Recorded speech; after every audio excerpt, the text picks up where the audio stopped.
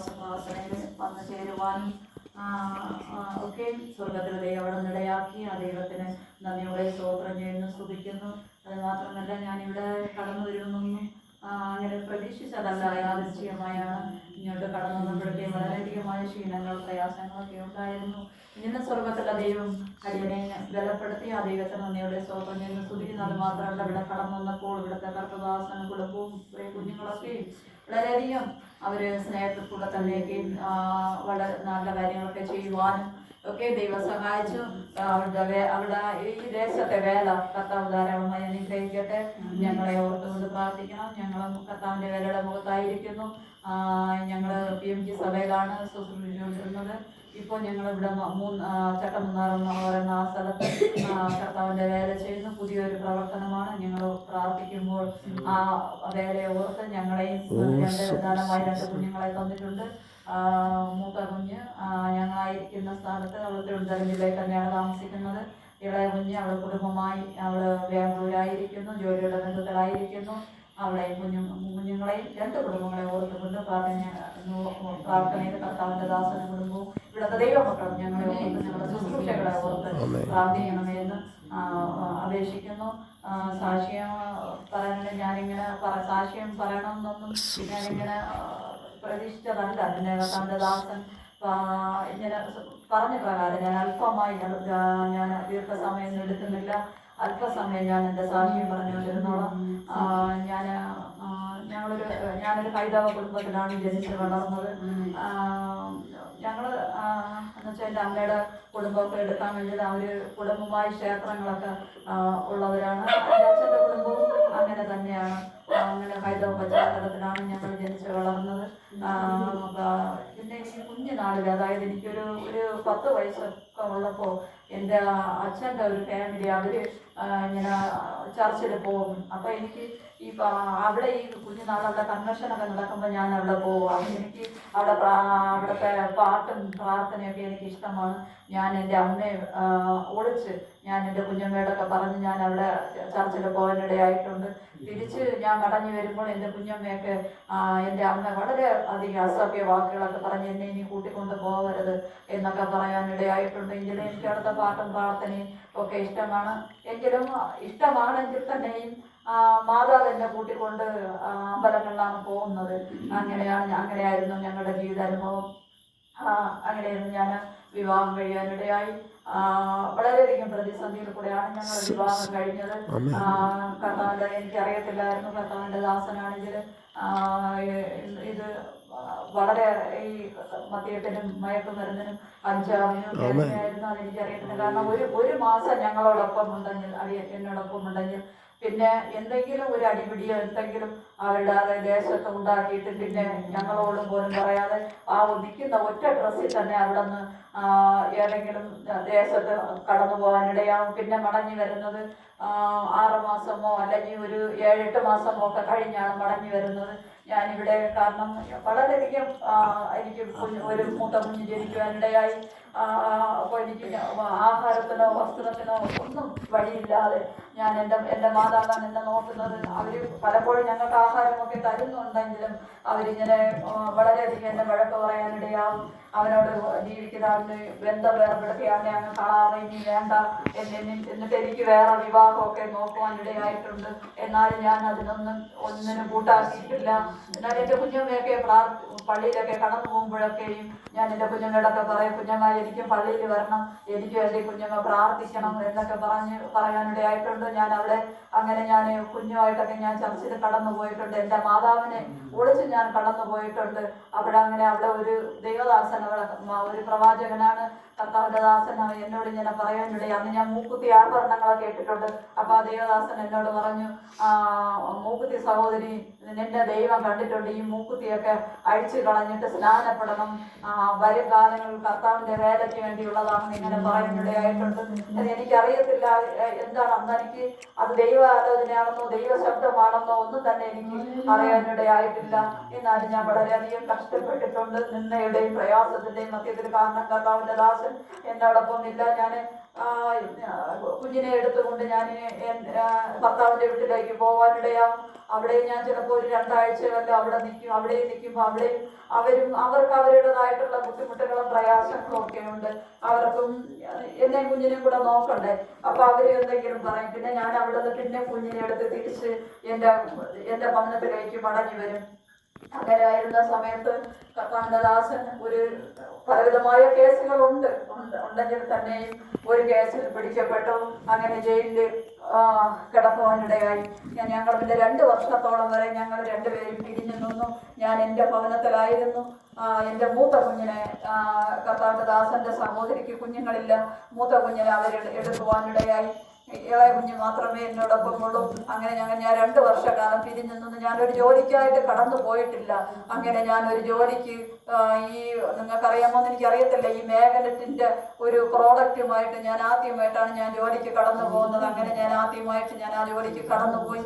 അങ്ങനെ ഞാൻ കർത്താവിൻ്റെ ദാസൻ്റെ വീട്ടിൻ്റെ പരിസര പ്രദേശത്ത് തന്നെ ഞാനൊരു വീട്ടിലേക്ക് കടന്നു പോകാനിടയായി. അപ്പോൾ എൻ്റെ കൂടെ അവിടെ ഒരു സഹോദരി വന്ന് പറഞ്ഞു, എന്താണെന്ന് ചോദിച്ചു. ഞാൻ പറഞ്ഞു, ഞാനിങ്ങനെ ഒരു സെയിൽസിന് വേണ്ടിയിട്ട് വന്നതാണ് എന്ന് പറഞ്ഞപ്പോഴാണ് എൻ്റെ മാതാവ് നിങ്ങളെ കണ്ടാൽ ഇവിടെ സെയിൽസ് കയറ്റത്തില്ല, പൊയ്ക്കോളാൻ പറഞ്ഞു. അപ്പോഴത്തേക്ക് ഈ മാതാവ് അമ്മച്ചി ഇറങ്ങി വന്നിട്ട് എന്നോട് ചോദിച്ചു, എന്താണെന്ന് ചോദിച്ചു. ഞാൻ പറഞ്ഞു, ഇങ്ങനെ ഒരു സെയിൽസിന് വേണ്ടി കടന്നു വന്നതാണ് എന്ന് പറഞ്ഞു. അപ്പോൾ ഈ അമ്മച്ചി എന്നോട് ചോദിച്ചു, ക്ഷീണമുണ്ടോ എന്ന് ചോദിച്ചു. ഞാൻ പറഞ്ഞു, എനിക്ക് ക്ഷീണമുണ്ട്, എൻ്റെ കയ്യിൽ കാപ്പി ഇരിപ്പുണ്ട്, മണി 2 ആയി, ഞാൻ ഇവിടെ ഇരുന്നൊന്ന് കഴിച്ചോട്ടെ എന്ന് ചോദിച്ചു. അപ്പോൾ പറഞ്ഞ്, അതിനെന്താ, വാ മോളെ കയറി വാ എന്ന് പറഞ്ഞ് അവരുടെ വീട്ടിൻ്റെ അകത്ത് കയറ്റി കൊണ്ടുപോയി. അപ്പോൾ ഇവരെ മകൾ നിന്ന് ഇങ്ങനെ അതിശയത്തോടെ നോക്കിയാണ്, ഈ അമ്മയ്ക്ക് എന്ത് പറ്റി, അമ്മ സെയിൽസുകാരെ ഒന്നും കയറ്റുന്നതല്ലല്ലോ, ഈ അമ്മയ്ക്ക് എന്ത് പറ്റി എന്നിങ്ങനെ അതിശയിച്ച് നോക്കി നിൽക്കുകയാണ്. എന്നിട്ട് ഈ മാതാവ് എന്നോട് ചോദിച്ചു, നല്ല വിശപ്പുണ്ടല്ലേ? ഞാൻ പറഞ്ഞു, ആ വിശപ്പുണ്ട്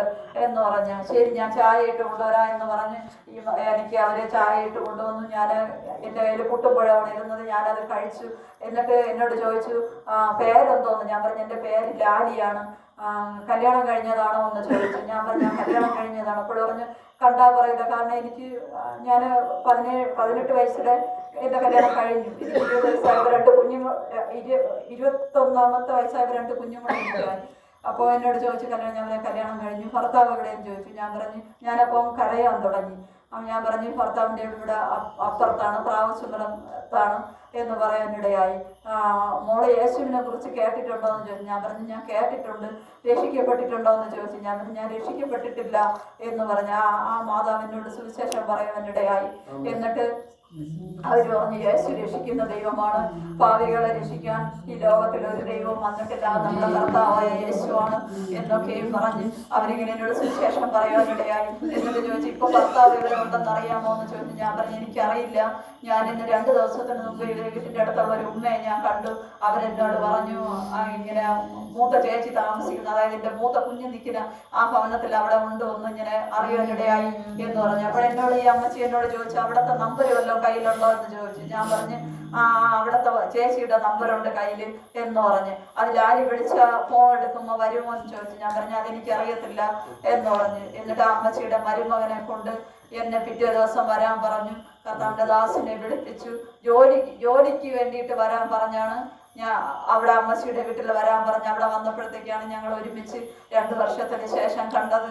ഞങ്ങൾ കർത്താവിൻ്റെ ദാസനോട് സുവിശേഷം പറഞ്ഞ് ഞങ്ങൾ ഒരുമിച്ച് താമസിക്കണമെന്നൊക്കെ ആ മാതാവ് ഞങ്ങളോട് പറഞ്ഞ്, അങ്ങനെ അവരാണ് ഞങ്ങൾക്ക് ഒരു റൂം, ഒരു വീട് ഞങ്ങൾക്ക് എടുത്തതെന്ന്. ഞാൻ രക്ഷിക്കപ്പെട്ടതൊക്കെ ബ്രദർ സഭയിലാണ്, എനിക്കറിയത്തില്ല ഇത് അവിടെ പരിശുദ്ധാത്മാവോ അഭിഷേകമോ അന്യഭാഷ ഒന്നുമില്ല എന്നൊന്നും എനിക്കറിയത്തില്ല. ഞാൻ രക്ഷിക്കപ്പെട്ടത് ബ്രദർ സഭയിലാണ്. അവർ ഞങ്ങളെ അവിടെ നിന്നൊരു വീടെടുത്ത് തന്ന് ഞങ്ങൾ ആ സഭയിൽ കടന്നു പോകാനായിട്ടിടെ ഞങ്ങൾ കുടുംബമായി ഞങ്ങൾ അവരെ കടന്നുപോയി. എങ്കിലും അവിടെ തന്നെ ഞങ്ങൾ ഒരുമിച്ച് കർത്താവിൻ്റെ ദാസനെ ഒരു സ്നാനപ്പെടുത്തണമെന്ന് പറഞ്ഞ് ഞാൻ ആ സ്നാനം കാണാൻ കടന്നുപോയതാണ്. ഞങ്ങൾ ഒരുമിച്ച് തന്നെ സ്നാനപ്പെടുവാനിടയായി.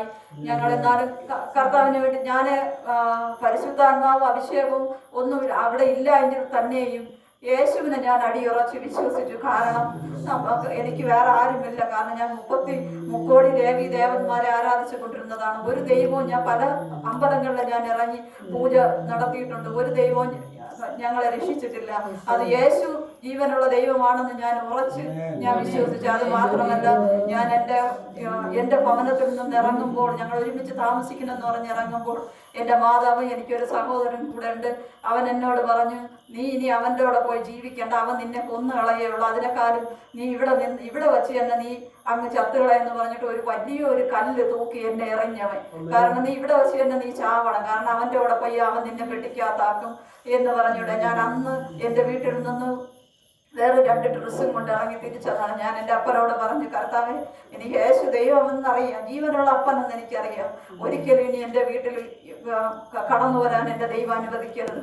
ഒരു നേരത്തെ ആഹാരത്തിനോ ഒരു പൈസയ്ക്കോ ഒരു വസ്ത്രത്തിനോ എൻ്റെ മാതാവിൻ്റെ മുമ്പിൽ ഇനി കൈനീട്ടുവാൻ ദൈവം എന്നെ ഇടയാക്കരുത്. ഞാൻ അങ്ങേ നമ്പിയാണ് ഞാൻ ഇവിടെ നിന്ന് ഈ വീട് വിട്ടിറങ്ങുന്നത് എന്ന് ഞാൻ ഇത്രയും മാത്രമേ ഞാൻ എൻ്റെ ദൈവത്തോട് ചോദിച്ച് എൻ്റെ വീട്ടിൽ നിന്ന് ഞാൻ ഇറങ്ങിയുള്ളൂ. അതിനുശേഷമാണ് അവർ ഞങ്ങൾക്ക് വീടെടുത്ത് തന്ന് ഞങ്ങൾ താമസിച്ചതൊക്കെ. അങ്ങനെയായിരുന്നു കർത്താവിൻ്റെ എനിക്ക് ഞാൻ യേശു ദൈവമാണ്, രക്ഷിക്കുന്ന ദൈവമാണ്, ജീവനുള്ള ദൈവമാണ് എന്ന് അത് മാത്രമേ എനിക്കറിയാവൂ. അതിൽ കൂടുതലൊന്നും എനിക്കറിയത്തില്ല. അങ്ങനെ ഇരുന്ന സമയത്ത് കർത്താവിൻ്റെ ദാസൻ അവിടെ നിന്നെങ്കിലും പിന്നെയും അവിടെ നിന്ന് പിന്മാറി പോകാനിടയായി. ഞങ്ങളെ ഇട്ടിട്ട് പിന്നും പല ദേശത്ത് അവിടെ നിന്ന് നേരെ വരുന്നത് ഇവിടെ വണ്ടിപ്പെരിയാർ എന്ന് പറയുന്ന സ്ഥലത്താണ്. പല ദേശത്തുണ്ട്. എന്നാലും ഞാൻ അനേക ദിവസങ്ങളിൽ ഞാൻ പട്ടിണി കിടന്നിട്ടുണ്ട്. 7 നാൾ എൻ്റെ കുഞ്ഞിന് ഒരു ഗ്ലാസ് പാല് പോലും വാങ്ങി കൊടുക്കാൻ കഴിയാതെ ഞാൻ അനേക ദിവസങ്ങൾ ഞാൻ എൻ്റെ പൊടിക്കുഞ്ഞ് 3 വയസ്സുള്ള എൻ്റെ കുഞ്ഞുമായിട്ട് ഞങ്ങൾ പട്ടിണി കിടന്നിട്ടുണ്ട്. എങ്കിലും മനുഷ്യരിൽ ആശ്രയിക്കുന്നതിനേക്കാൾ യഹോവയിൽ ആശ്രയിക്കുന്നത് നല്ലത്, പ്രഭുക്കന്മാരിൽ ആശ്രയിക്കുന്നതിനേക്കാൾ യഹോവയിൽ ആശ്രയിക്കുന്നത് നല്ലത് എന്ന വചനം എൻ്റെ അടിയെ ബലപ്പെടുത്തുവാനിടയായിട്ടുണ്ട്. ഞാൻ 7 ദിവസം പട്ടിണി കിടന്ന സ്ഥാനത്ത് ഞാൻ വാടക താമസിക്കുന്ന ഭവനത്തിൽ ഞങ്ങൾക്ക് ആ വീട്ടിലുള്ളവർ വളരെ ആദരവായിരുന്നു. അവിടെ ഒരു മാതാവ് താമസിച്ചിരുന്നു. ആ മാതാവ് 7ൻ്റെ അന്ന് ഞങ്ങൾ കുഞ്ഞിനോ സംസാരിക്കാനോ ഒന്നിനും കഴിയില്ല. ഞാനും ആ ഒരു അവസ്ഥയിലായിരുന്നു. ആ മാതാവ് ഞങ്ങൾക്ക് ഭക്ഷണം കൊണ്ട് തരുവാനിടയായി. അങ്ങനെയൊക്കെ ദൈവം പല സന്ദർഭങ്ങളിലും ഒരു വചനം ഇങ്ങനെയുണ്ട്, എന്നെ സഹായിക്കുന്നവരുടെ വശത്ത് യഹോവ ഉണ്ടെന്നും. അങ്ങനെ ദൈവം ഞങ്ങളെ ബലപ്പെടുത്തിയിട്ടുണ്ട്. ഇതിന് കർത്താവിൻ്റെ ദാസൻ പിന്മാറ്റത്തിൻ്റെ ഒക്കെ അവസ്ഥയിലായിരുന്നു. അങ്ങനെ ഇരുന്ന് എന്നാലും എനിക്ക് ഒരിതുണ്ട്, കാരണം സത്യത്തിലും ആത്മാവിലും ദൈവത്തെ ആരാധിക്കണം, ബന്ധക്കോസ്ത് സഭയിൽ എനിക്ക് പോകണം എന്നൊക്കെ എൻ്റെ ഉള്ളിൽ എനിക്ക് അധികം വാഞ്ചിടാണ്. കാരണം ഞങ്ങൾ പ്രഥമ സഭയിലാണ് പോകണമെങ്കിൽ അതിൻ്റെ അപ്പുറത്തെ ഭാഗത്തായിട്ട് ബന്ധക്കോസ്ത് സഭ ഉണ്ടായിരുന്നു. അങ്ങനെ ഇരുന്ന് എനിക്ക് വലിയൊരു രോഗം വരുവാനിടയായി. രോഗം എന്ന് പറഞ്ഞാൽ എനിക്ക് അറിയത്തില്ല. എൻ്റെ അമ്മ പറഞ്ഞ് ഇനി ഇങ്ങനെ ജീവിക്കണ്ട, എന്നെ വിദേശത്തേക്ക് പറഞ്ഞു വിടാനായിട്ട്. എനിക്കിങ്ങനെ എല്ലാമൊക്കെ ആയി. കാരണം എനിക്ക് മെഡിക്കൽ എടുക്കാനായിട്ട് പോയപ്പോഴത്തേക്കും എനിക്ക് മെഡിക്കൽ കിട്ടൂല. കാരണം അവരെൻ്റെ അടുത്ത് പറഞ്ഞു, നിങ്ങൾക്ക് വിദേശത്തേക്ക് പോകാൻ പറ്റില്ല. കാരണം എന്തെന്ന് വെച്ചാൽ നിങ്ങളുടെ ബ്ലഡിൽ HCV വൈറസാണ്, മഞ്ഞപ്പിത്തമാണ്. അത് മാത്രമല്ല നല്ല അണബാധയായിട്ടുണ്ട്, ഇതിന് ചികിത്സ ഇല്ല എന്ന് അവരിങ്ങനെ പറയാനിടയായി. ഞാൻ അവിടെ നിന്ന് വളരെ ഭാരത്തോടെ മടങ്ങി വന്നു. എൻ്റെ മാതാവുമായിട്ട് ഒരുമിച്ച് ഞാൻ മെഡിക്കൽ കോളേജിൽ, തിരുവനന്തപുരം മെഡിക്കൽ കോളേജിൽ കാണിക്കുവാനിടയായി. അവിടെ ഗ്യാസ്ട്രോളജിലാണ് കാണിച്ചത്. അവിടെ കാണിച്ചുകൊണ്ടിരുന്നപ്പോൾ ഡോക്ടർ പറഞ്ഞു, എനിക്ക് ലിവറിലൊക്കെ പ്രശ്നമാണ്, ലിവർ വീക്കുണ്ട്. അത് മാത്രമല്ല ഇതിന് പ്രത്യേകിച്ച് മരുന്നൊന്നും തന്നെ ഇല്ല. ഇവർക്ക് നല്ല അണുബാധയായിട്ടുണ്ട്. പനി വരാതെ സൂക്ഷിക്കണം, പനി വന്നാൽ ഞങ്ങൾക്ക് ഗ്യാരണ്ടി ഇല്ല എന്ന് അത് മാത്രമല്ല, പിന്നെ ഇനി ഒരു മാർഗം മാത്രമേ ഉള്ളൂ. ഒരു 3 ലക്ഷം രൂപ മുടക്കി, അത് മരുന്ന് ഇവിടെ നിന്നല്ല, പുറത്തിനാണ് മരുന്ന് വരുത്തുന്നത്. ആ മരുന്ന് 3 പ്രാവശ്യമായിട്ട് ഇഞ്ചക്ഷൻ എടുക്കണം, എന്നിട്ട് ഈ ബ്ലഡിലുള്ള അണുക്കൾ കുറയ്ക്കണം എന്ന് പറയാനിടയായി. അതും മാത്രമല്ല, ഡോക്ടർ എനിക്ക് വിധി എഴുതിയത് എനിക്ക് 7 വർഷമാണ് ലിവറിൽ ക്യാൻസർ വരാൻ 100% സാധ്യതയുണ്ടെന്ന് ഡോക്ടർ പറയാനിടയായി. ഇഞ്ചക്ഷൻ എടുത്തില്ല എങ്കിൽ അന്ന് 3 ലക്ഷം പോയിട്ട് 3 രൂപ പോലും ഞങ്ങളുടെ കയ്യിലില്ലാത്ത സമയമാണ്. പിന്നെ കർത്താവിൻ്റെ ദാസൻ അന്ന് ഞങ്ങൾ അപ്പോഴൊക്കെ ഞങ്ങൾ ഒരുമിച്ചാണ് ജീവിക്കുന്നതെങ്കിലും ഞങ്ങൾ എന്ത് ചെയ്യണമെന്നറിയില്ല. കർത്താവ് 3 ലക്ഷം രൂപയ്ക്ക് എവിടെ പോകും? ഞാൻ അവിടെ നിന്ന് തിരിച്ച് ചിലർ പറഞ്ഞു ആയുർവേദത്തിൽ ഇതിന് ചികിത്സ ഉണ്ടെന്ന് പറഞ്ഞു. അവിടെ പിന്നെ ആയുർവേദത്തിൽ ഞാൻ അവിടെ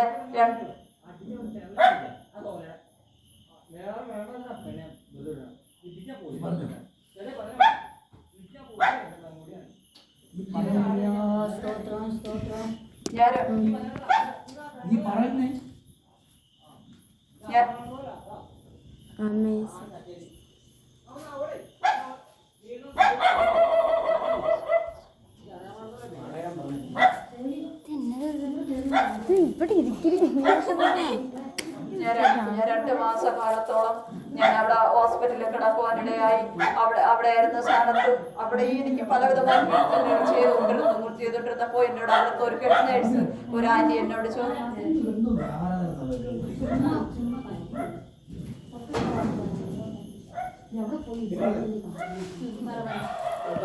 അപ്പൊ അവിടുത്തെ ഹെഡ് നേഴ്സ് ഒരു ആന്റി എന്നോട് ചോദിക്കുവാനിടയായി, മോളെന്തിനാണ് ഇവിടെ കിടക്കുന്നത്? ഞാൻ പറഞ്ഞു എനിക്ക് ഇന്ന രോഗമാണ് എന്ന് പറഞ്ഞു. മോളെ ഇവിടെ വെറുതെയാണ് കിടക്കുന്നത്, ഇവിടെ പ്രത്യേകിച്ച് ഇവിടെ ചികിത്സയോ കാര്യങ്ങളോ ഒന്നും തന്നെ ഇല്ല, ഈ അസുഖത്തിന് ഇവിടെ വേറെ പ്രത്യേകിച്ച് ചികിത്സകളോ ഒന്നും തന്നെ ഇല്ല എന്ന് പറയാനിടയായി. എൻ്റെ മക്കള് പ്രാർത്ഥിക്കുവാനായിട്ട് പോകും. മോള് ബന്ധക്കോസിലാണോ പോകുന്നത്? കാരണം ഞാൻ ആഭരണമൊന്നും ഇട്ടിട്ടില്ലായിരുന്നു. അതുകൊണ്ട് ആ നേഴ്സ് എന്നോട് ചോദിക്കാനിടയായി. ഞാൻ പറഞ്ഞ ഞാൻ ബന്ധക്കോസിലാണ് പോകുന്നത്, സത്യത്തിൽ ആത്മാവിനെ വേർപെട്ട് ആരാധിക്കുന്ന സഭയിലാണ് പോകുന്നത്. ഞാൻ പറഞ്ഞു ഞാൻ ബ്രദറൻ സഭയിലാണ് പോകുന്നത് എന്ന് പറയാനിടയായി. അപ്പോൾ പറഞ്ഞില്ല, ബന്ധക്കോസ് അല്ലാതെ അവിടെ പരിശുദ്ധാത്മാവ് അന്യഭാഷയോ അവിഷയത്തെ ഒന്നും അവർ അംഗീകരിക്കുന്നില്ല. എൻ്റെ മക്കളെ ഞാൻ പറഞ്ഞു ഇവിടെ നിന്ന് ഡിസ്ചാർജായി ഭവനത്തിലേക്ക് മടങ്ങി പോകാം എന്ന് പറയാനിടയായി. അവിടെ നിന്ന് ഞാൻ പെട്ടെന്ന് ഞാൻ ഡിസ്ചാർജായി ഭവനത്തിലേക്ക് മടങ്ങി വന്നു. അതിൻ്റെ 3ന്റെ അന്ന് അവർ പ്രാർത്ഥിക്കുവാനായിട്ട് അവരുടെ 2 മക്കൾ കടന്നു വന്ന്, അപ്പോൾ ഡോക്ടർ അവിടെ നിന്ന് പറഞ്ഞു വിട്ട എന്തെന്ന് വെച്ചാൽ ഇത് പനി വരാതെ സൂക്ഷിക്കണം, കാരണം വൈറൽ പനി വന്നാൽ പിന്നെ ഇതിന് വേറെ ചികിത്സയോ മരുന്നോ ഒന്നുമില്ല, ആശുപത്രിയിലേക്ക് കൊണ്ടു ചെല്ലണ്ട എന്നാണ് അവർ പറഞ്ഞത്. അങ്ങനെ ഇരുന്ന സമയത്ത് ഞാൻ താമസിക്കുന്ന ആ ഭവനത്തിൽ വെച്ച് എനിക്ക് എൻ്റെ ശരീരമൊക്കെ വല്ലാതെ ശോഷിച്ചു. കാരണം ഞാൻ നല്ല എൻ്റെ ശരീരം ഉണങ്ങി വല്ലാത്തൊരവസ്ഥയിലായിപ്പോയി. അങ്ങനെയായിരുന്നു എനിക്ക് പനി വരുവാനായിട്ട് ഇടയായി. കർത്താവിൻ്റെ ദാസനാണെങ്കിൽ അവരുടെ ജ്യേഷ്ഠൻ്റെ സുഖമില്ലാതെ കിടന്നു. അവിടെ നോക്കിപ്പോയ സമയത്തിൽ എനിക്ക് പനി വരുവാനിടയായി. അപ്പോൾ ഞാൻ കർത്താവിനോട് ഇങ്ങനെ ചോദിച്ചു, കർത്താവേ എനിക്ക് പനി വന്നാൽ ഇനി എന്നെ ഹോസ്പിറ്റലിൽ കൊണ്ടു ചെല്ലണ്ട എന്നാണ് ഡോക്ടർമാർ പറഞ്ഞിരിക്കുന്നത്. അത് മാത്രമല്ല എനിക്ക് 2 പെൺകുഞ്ഞുങ്ങളാണ്, അവരെങ്ങനെ വളർത്തും, അവരെങ്ങനെ മുന്നോട്ട് കൊണ്ടുപോകും എന്നൊന്നും അടിയനറിയത്തില്ല. ഞാൻ എൻ്റെ ആത്മാവിനെ ഞാൻ ദൈവത്തിൻ്റെ കരങ്ങളിൽ ഫലമേൽപ്പിക്കുന്നു. അങ്ങയുടെ ഹിതം അവിടെ നിന്ന് നിറവേറണമേ എന്ന് പറഞ്ഞ് ഞാൻ പ്രാർത്ഥിക്കുവാനിടയായി. അങ്ങനെ ഇരുന്ന സമയത്ത് എനിക്ക് എൻ്റെ ഒരു കൂട്ടുകാരിയുണ്ട്. ഞാനിങ്ങനെ എനിക്ക് നല്ല പനി വന്ന് എനിക്ക് നല്ല അവസ്ഥ നിലയിലായി. ഞാനിങ്ങനെ കിടക്കുകയാണ്. അപ്പൊ ഇവിടെ വന്ന് എൻ്റെ അടുത്ത് ചോദിച്ചു, ലാലി നിനക്ക്, ഞാൻ പറഞ്ഞു എനിക്ക് പനി. അയ്യോ നിനക്ക് നല്ല പനിയുണ്ടല്ലോ, ഇനി എന്ത് ചെയ്യും? ഇനി ആശുപത്രിയിൽ നിന്നെ കൊണ്ടുപോകാൻ പറ്റൂലല്ലോ, നീ വല്ലാതെ നീ ക്ഷീണിച്ചു പോയല്ലോ എന്ന് പറയുവാനിടയായി. എന്നിട്ട് അവള് എന്നെ അവിടെ കിടത്തിയിട്ട് അവളെ മാതാവിൻ്റെ വീട്ടിലേക്ക് പോയി. ഞാൻ അരി അടുപ്പിട്ട് ചോറ് തിളച്ചു. എനിക്ക് അത് പോയി എണീറ്റ് ചെന്ന് എനിക്ക് ഒന്നും നോക്കാനായിട്ട് എനിക്ക് പറ്റുന്നില്ല, കാരണം എനിക്ക് എഴുന്നേൽക്കാൻ പറ്റുന്നില്ല, അത്രയ്ക്ക് എൻ്റെ ശരീരം അവശ നിലയിലായിപ്പോയി. ഞാനിങ്ങനെ കിടക്കുകയാണ്. കിടന്നപ്പോൾ ഞാൻ ദൈവത്തോട് ഇങ്ങനെ പറഞ്ഞു, കർത്താവേ ഞാൻ എൻ്റെ കുഞ്ഞുങ്ങളെ ഞാൻ എന്ത് ചെയ്യുമെന്ന് എനിക്ക് അറിഞ്ഞുകൂടാ, കാരണം എൻ്റെ മാതാവിനെയോ അല്ലെങ്കിൽ എൻ്റെ വീട്ടുകാരെ എൻ്റെ കുഞ്ഞുങ്ങളെ എനിക്ക് ഏൽപ്പിക്കാൻ പറ്റത്തില്ല. എൻ്റെ ദൈവം തന്നെ എൻ്റെ വിഷയത്തിൽ ഒരു പരിഹാരം കാണണം, അങ്ങ് എനിക്കൊരു വിടുതൽ തന്നാണ് ഞാൻ അങ്ങേക്ക് വേണ്ടി ജീവിക്കാം എന്ന് പറഞ്ഞ് ഞാനിങ്ങനെ പ്രാർത്ഥിച്ച് കിടന്ന കിടപ്പിൽ തന്നെ ഞാനിങ്ങനെ പ്രാർത്ഥിച്ച് കിടന്നുകൊണ്ടിരുന്നപ്പോൾ കിടന്ന ആ സമയത്ത് ഞാനിങ്ങനെ കാരണം എൻ്റെ ആത്മാവ് പോയി. കാരണം രണ്ട് വെള്ള വസ്ത്രധാരികളായവർ വന്ന് എൻ്റെ അടുക്കൽ വന്നിട്ട് എൻ്റെ ആത്മാവ്, കാരണം നമ്മൾ ആത്മാവിരിക്കുന്നത് ഇവിടെ ഈ നെഞ്ചിൻ്റെ ഈ ഭാഗത്താണ്. ഞാൻ ഇവരെ കൂടെ അങ്ങ് എണീറ്റ് പോയി. എന്നിട്ട് ഈ 2 എനിക്ക് അറിഞ്ഞുകൂടെ അവർ ദൂതന്മാരാണെന്ന്. ഞാൻ ഇവരെന്നെ നടുക്ക് വിട്ട് കൊണ്ടുപോയി. ഒരാൾ എന്നോട് പറഞ്ഞു, ഇനി പുറകെ തിരിഞ്ഞ് നോക്കരുതെന്ന് പറഞ്ഞു. ഞാനിങ്ങനെ നടന്ന് ഇങ്ങനെ ഇവരെ കൂടെ അങ്ങ് പോവുകയാണ്. എനിക്ക് ഇത് സ്വർഗം എന്താണെന്ന് ഒന്നും എനിക്ക് അപ്പോഴും അറിഞ്ഞില്ല, കാരണം ഞാൻ അഭിഷേകം പ്രാപിച്ച ഒരു വ്യക്തിയല്ല. അപ്പോൾ ഞാൻ ഇങ്ങനെ പോയപ്പോഴത്തേക്ക് ഈ സ്വർഗത്തിലേക്ക് കയറാനുള്ള കോവടി, കാരണം കുഞ്ഞു പടികൾ, അതിങ്ങനെ എന്ത് പറഞ്ഞറിയിക്കാൻ പറ്റാത്ത ഭംഗിയുണ്ട്. അതിങ്ങനെ മേഘം കൊണ്ട് നിറഞ്ഞു കിടപ്പുണ്ട്. ഞാൻ അവിടെ കയറിയില്ല. അപ്പൊ ഇവർ എന്നെയും കൊണ്ട് കയറാനായിട്ട് നോക്കിയാണ്. ഞാൻ കയറിയില്ല. അപ്പൊ എനിക്ക് മനസ്സിലായി ഞാൻ മരിച്ചു, എൻ്റെ ജഡമാണ് അവിടെ കിടക്കുന്നത്, ആത്മാവ് ഇവരെ കൊണ്ടുപോവുകയാണെന്ന് എനിക്ക് മനസ്സിലായി. ഞാൻ കയറിയില്ല, ഞാൻ ഈ സ്റ്റെപ്പ് കയറിയില്ല. അപ്പൊ ഞാൻ ഒരാളിനോട് ഞാൻ പറഞ്ഞു, എന്നെ തിരിച്ചു വിടണം, എനിക്ക് 2 കുഞ്ഞുങ്ങളുണ്ട്, എനിക്ക് അത് മാത്രമേ ഉള്ളൂ, കാരണം എൻ്റെ കുഞ്ഞുങ്ങളാ, എനിക്ക് ആര് നോക്കും, അത് മാത്രമേ ഉള്ളൂ എൻ്റെ വേദന. എന്നെ തിരിച്ചു വിടണം എന്ന് പറഞ്ഞ് ഞാൻ അവിടെ കിടന്ന് നിലവിളിച്ച് കരയുവാനിടയായി. ഞാൻ ആ സ്റ്റെപ്പിൽ ഞാൻ തലയടിച്ച് കരഞ്ഞു. അപ്പോൾ അതിലൊരാളെന്നോട് പറഞ്ഞു, നിങ്ങളെ ജീവനെ വിടാൻ ഞങ്ങൾക്ക് അധികാരമില്ല എന്നിങ്ങനെ പറയുവാനിടയായി. പിതാവ് പറഞ്ഞിട്ടാണ് ഞങ്ങൾ വന്നതെന്ന് പറഞ്ഞു, ഞങ്ങൾക്ക് ഇതിൽ അധികാരമില്ല. ഞാൻ അവിടെ കിടന്ന് ഇവരെന്നെ കയറാൻ പറയുന്നു, ഞാൻ കയറുന്നില്ല. ഞാൻ അവിടെ കിടന്ന് ഭയങ്കരമായി നിലവിളിയും, കർത്താവേ എന്നെ വിടണമേ, എന്നെ വിടണമേ എന്ന് പറഞ്ഞ ദൈവത്തോട് നിലവിളിക്കുവാനിടയായി. അങ്ങനെ ഇരുന്നപ്പോഴത്തേക്ക് അവിടെ നിന്ന് മുകളിൽ ആകാശത്തിൽ നിന്ന് ഇതേപോലെ ഒരു ഒരു രൂപം അവിടെ അപ്പൊ എന്റെ ചിന്തയിൽ വന്നത് അത് യേശു എന്നാണ്. ഞാൻ കർത്താവെ എന്നെ അങ്ങ് തിരിച്ചു വിടണം, എനിക്ക് മടങ്ങിപ്പോണം, എന്റെ കുഞ്ഞുങ്ങൾക്കാരുമില്ല, എന്നെ തിരിച്ചു വിടണം എന്ന് പറഞ്ഞാൽ അവിടെ കിടന്ന് നിലവിളിക്കുവാനിടയായി. അതിൽ പെട്ടെന്ന് തന്നെ ആ മനുഷ്യൻ അവിടെ നിന്ന് മറഞ്ഞിട്ട് എന്നെ കൊണ്ടുവന്ന് അവരോട് പറഞ്ഞു, അവരെ അങ്ങ് വിട്ടിരിക്കാൻ പറഞ്ഞു. ഞാൻ അവിടെ നിന്ന് എന്റെ ആത്മാവ് വന്ന് ഞാൻ ഈ കിടന്ന സ്ഥലത്ത് വന്ന് എൻ്റെ ഈ നെഞ്ചിലേക്ക് വന്ന് പതിച്ചിട്ട് ഞാൻ ചാടി എണീറ്റു.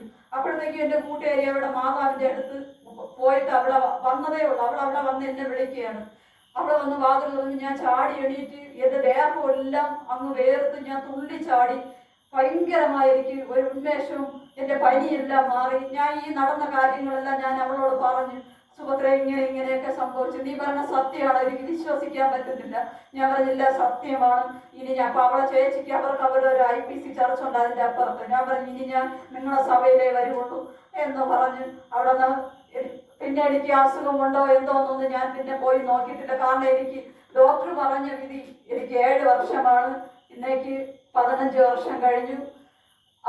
എനിക്ക് അത് മാത്രമല്ല, എനിക്ക് ഈ അസുഖം ഉണ്ടായിരുന്ന സമയത്ത് എൻ്റെ ദേഹം എല്ലാം ചൊറിച്ചിൽ അനുഭവപ്പെടും. ചൊറിഞ്ഞ് കൈയും കാലും എല്ലാം മുഖമെല്ലാം നീര് വയ്ക്കും. ഇങ്ങനത്തെ ഒരവസ്ഥയായിരുന്നു. എനിക്ക് ഒരു മുട്ട പോലും കഴിക്കാൻ പറ്റാത്ത സാഹചര്യമായിരുന്നു.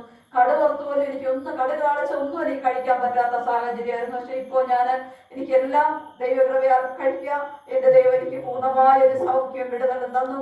ആ ദൈവത്തിന് ഞാൻ നന്ദി പറയുന്നു. അത് മാത്രമല്ല, ഞങ്ങൾ പിന്നെ അവിടെ ആ കൂട്ടായ്മയിൽ കടന്നുപോയി.